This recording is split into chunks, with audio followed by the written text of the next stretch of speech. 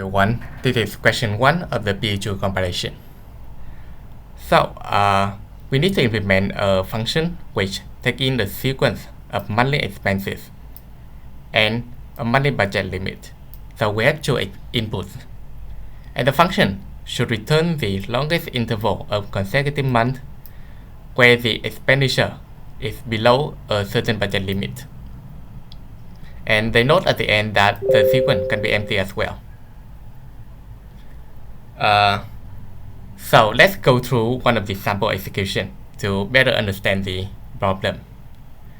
We have a budget limit of 400. So this is over the budget. This is also over the budget, so we ignore the first 2 months. And then we have 300, which is below the budget.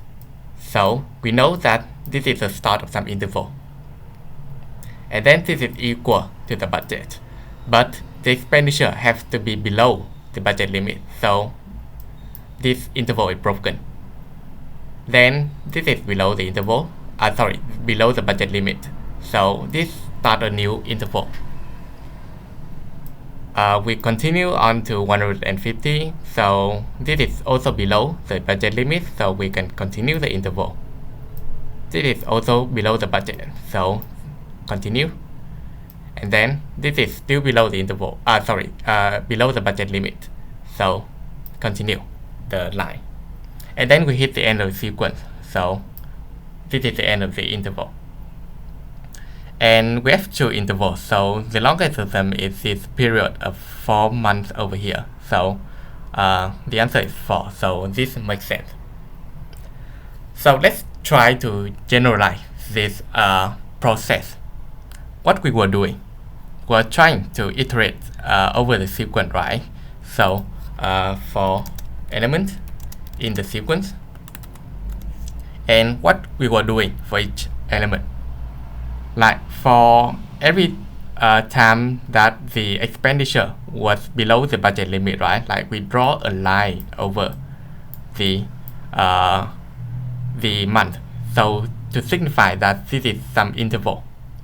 And every time the month is below the budget limit, we can continue to extend the interval. And this process ends when we hit like the end of the sequence, or like we hit something that is not below the budget, right?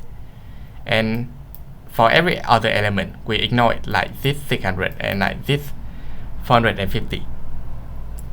So imagine we have like a variable to keep track of the current length of the interval. So current interval equal to 0.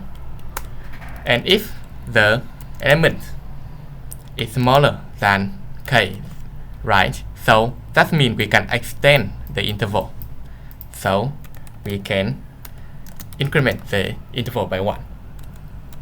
Else, if the element is at least the budget limit, then we know that the interval has ended, right? So we need to set it back to 0. Okay. So how can we find the maximum, like the longest interval that the expenditure was below the budget limit?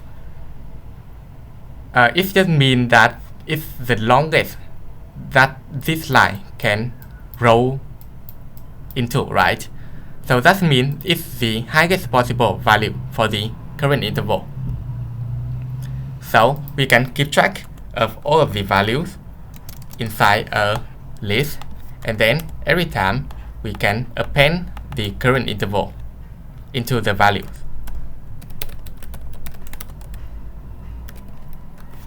And then at the end, we can just return the maximum value that the current interval has attained. So let's see if this works.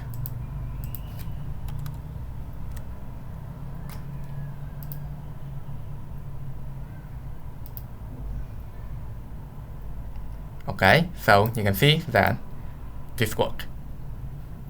So let's double check our solution. Like let's read through the problem statement once again to see if we miss anything. So we handle the input, yes. we return the longest interval, yes. Have we handled empty sequence? So that's a thing that we can check, right? Let's see if what happens if we plug in the empty sequence. Longest stretch, empty sequence, and let's say the budget is 100. Oh, we run into an error. Value error. Maximum argument is an empty sequence. So this means that these values over here can be empty, and maximum, the max function, do not take in a empty sequence. So we need to handle the case where values is empty. So when can values can be empty? We are appending the current interval like for each element in the sequence, right? So that means that if there's no element in the sequence, then value will be empty because there's no value to append into it. So that means if the sequence is empty, then we need to handle that. So if sequence is empty, then the value of the longest interval must be 0, right? Because there's no interval to be compared. So the default value should be 0.